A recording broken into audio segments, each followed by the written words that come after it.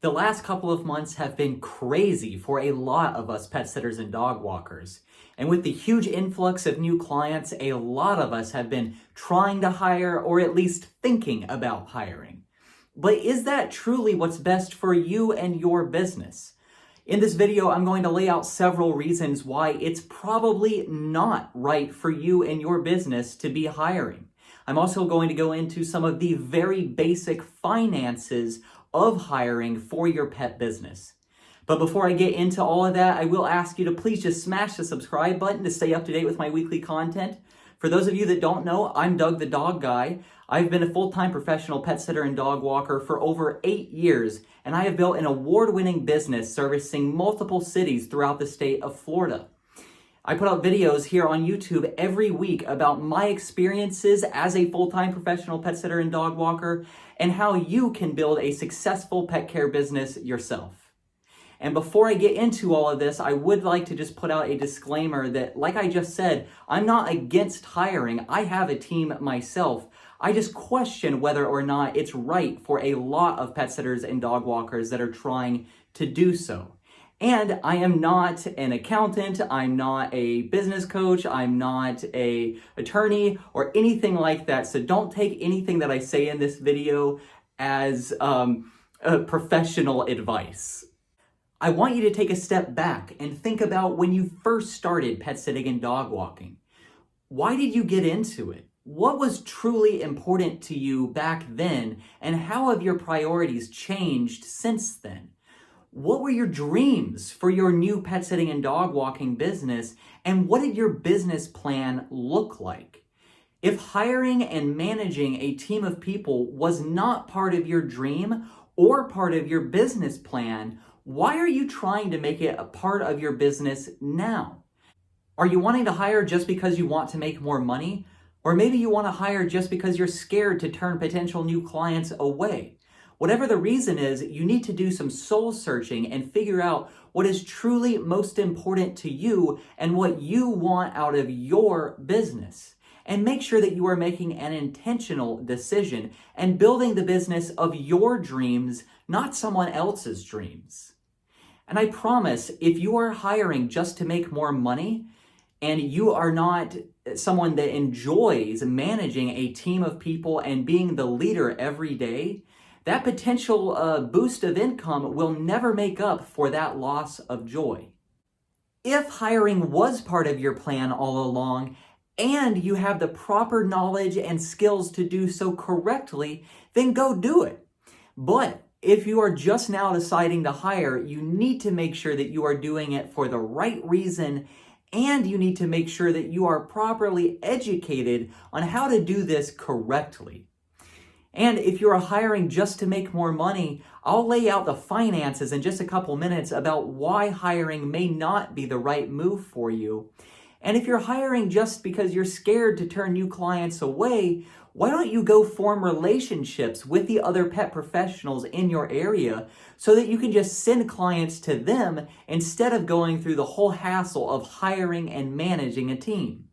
There is truly so much that goes into growing a team correctly. Are you going to use employees or independent contractors? What are the differences between employees and independent contractors? How much are you going to pay these people? How are you going to pay them? When are you going to pay them? How much money does the government get, and how and when do they get that money? What about training? How and when are you going to train these people? You know, there's just so much. I'm barely even scraping the barrel here. And all I have to say is that if you are not willing to sit down and educate yourself on how to do all of this the right way, then you shouldn't be doing it at all. I personally have a friend that owns a business here locally in a different industry, and he is constantly complaining on Facebook about trying to find new employees. So a couple days ago, I started questioning him on his hiring and training methods, and come to find out, this dude didn't even know the difference between a W-4 and a W-9. And all I have to say is that if you do not know what these forms are and the differences between them, then you have no business hiring, period. And now that's not to say that you can't go educate yourself and learn. That's what I did. I knew nothing about any of this when I started my business and when I started hiring, but I learned, and I learned the hard way. So I'm not saying that you can't go do that or that you shouldn't go do that. I'm just saying that you should be realistic about what you know and what you need to know and how much time and energy and effort it's going to take you to fill that gap. And be realistic with yourself on the return on your investment for this time and effort and energy. Not just the ROI on the dollars, but on your satisfaction. Because like I already said, it doesn't matter if you're making $1 million from doing this if you're not happy at the end of the day. So now let's talk about some of the numbers. And I'm just going to use some round generic numbers here for the sake of the example. Let's say that you have a client that requests a 60-minute visit and you charge $30 for this hour-long visit. You've hired an employee and you pay this person $16 an hour. So you send this person to go do this hour-long visit, you pay them $16 per hour, but then you have, let's say, around 12% in additional fees that you have to pay. You have about 7.5% for FICA, and then you have payroll expenses and just yada, yada, yada. Let's say that all that comes out to about 12%. So that means that the business is only left with $10.40 after all of this. But that $10.40 is before you have paid for your insurance, your bonding, your marketing expenses. Let's say you're supplying this person with t-shirts or car magnets or brochures. It's before any of those other expenses. So let's say that after all of that, you're only left personally, or the business, I should say, is only left with just a couple of dollars.